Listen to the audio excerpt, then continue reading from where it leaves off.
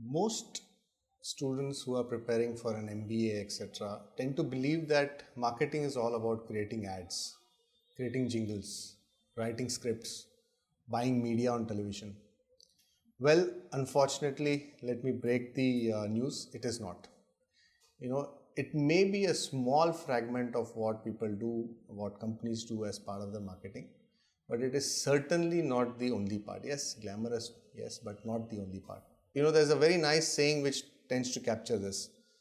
Manufacturers or companies that don't advertise are like men who wink in the darkness. Only they know what they did, but nobody else realized what they did. And to start with, I would like to share an anecdote. Every day morning when I wake up, the first thing that I do potentially is pick up a newspaper.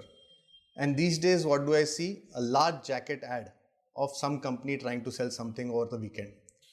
Next, I look at a mobile. What do I see? Some app is trying to push an ad on my face.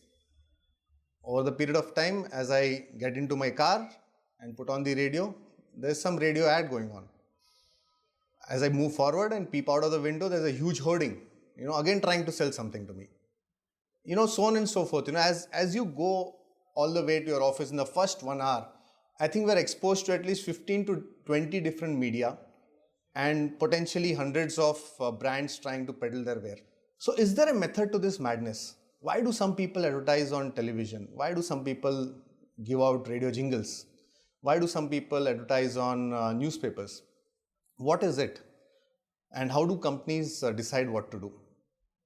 At the same time, does it really make sense to spend so many dollars and crores of rupees on advertisements? Because most of these don't come cheap.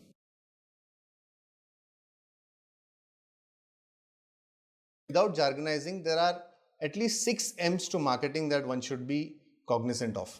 Typically, any company or a manufacturer or a service provider needs to step back and think, what is the core mission of the organization? What is the reason of existence? So that's the first M mission.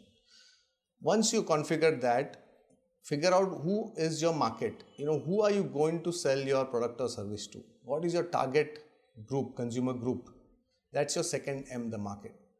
From the two of this comes your message, right? How do you communicate? So if you're selling a product to toddlers, you obviously have to communicate to the parents. If you're selling a product to kids who are 5 or 6 or 7 years old, people who started understanding and having their own voice and some form of influence on the spending pie of the family, you tend to speak to them. So these are the top 3 M's that one would look at, mission, market and message.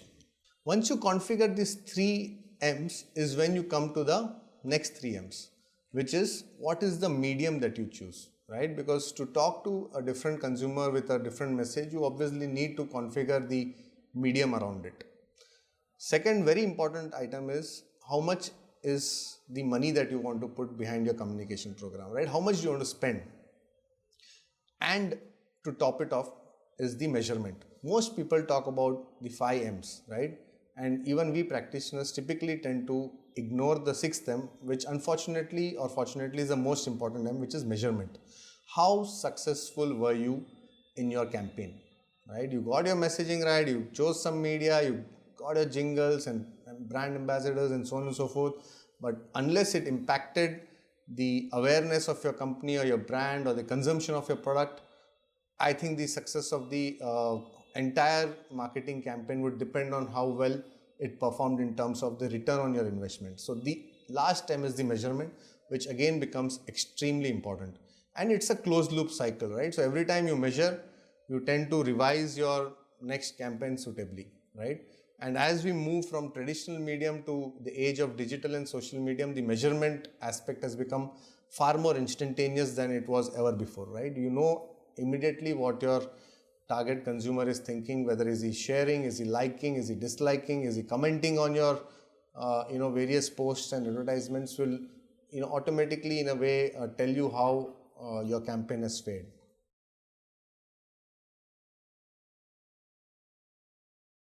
So having said this, let's look at one specific aspect, which is what I started off with, is the medium, right? There are lots of mediums by which you can communicate to a consumer, right from traditional mediums like the television and newspapers and magazines to the new age mediums like out of home advertisement, digital signages, outdoor billboards, to digital and social media marketing.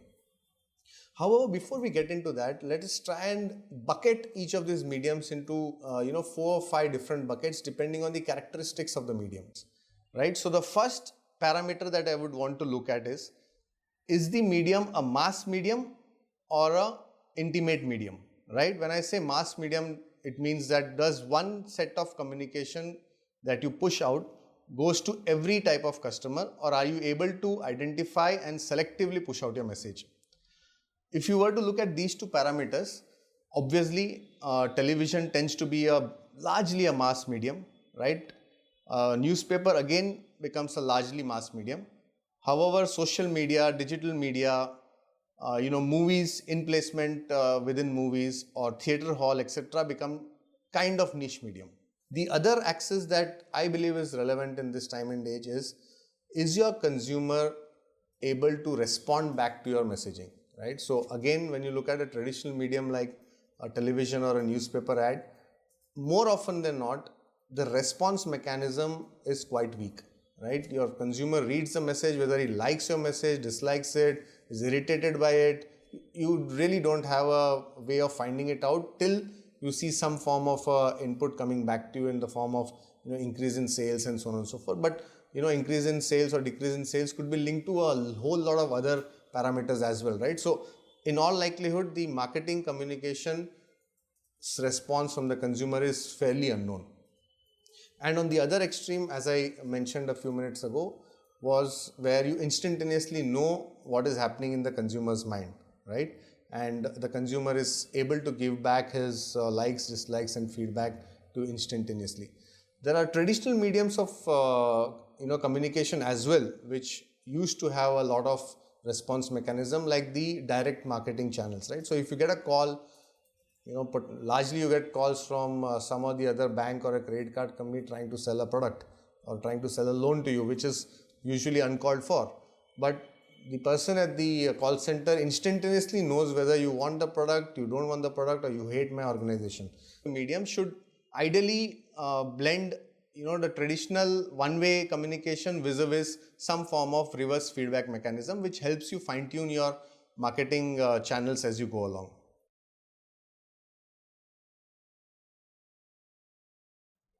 Now let us go into the 6 or 7 key channels or mediums of marketing advertisement that one would typically look at, right? So I would like to say that traditional mediums are your televisions, which again would have general entertainment channel, movie channels, would have news, could be business news, could be general news, could be special channels like kids channels and rasoi channels and cooking channels and so on and so forth. So there are different ways that you could look at advertising on television.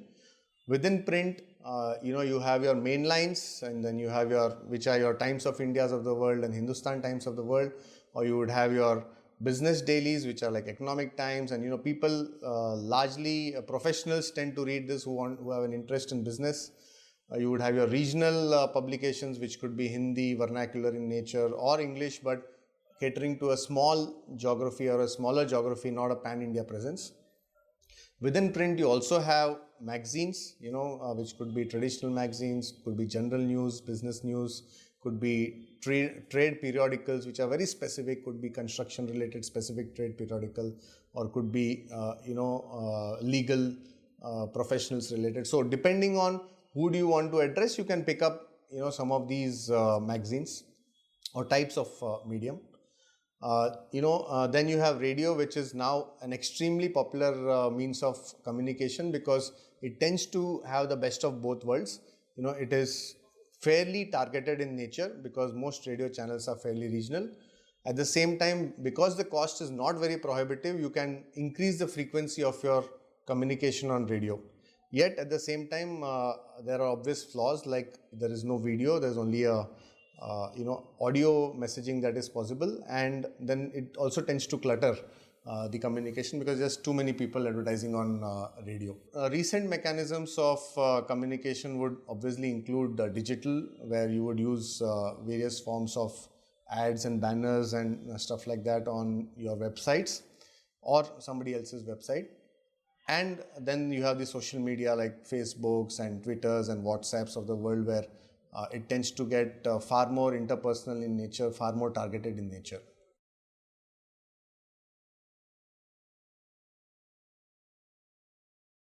I'm sure most of you are interested to know what are the career opportunities that one would have, as far as marketing communication is concerned, or rather integrated marketing communication is concerned. So I would like to broadly put it as, 3 or 4 different types of career avenues.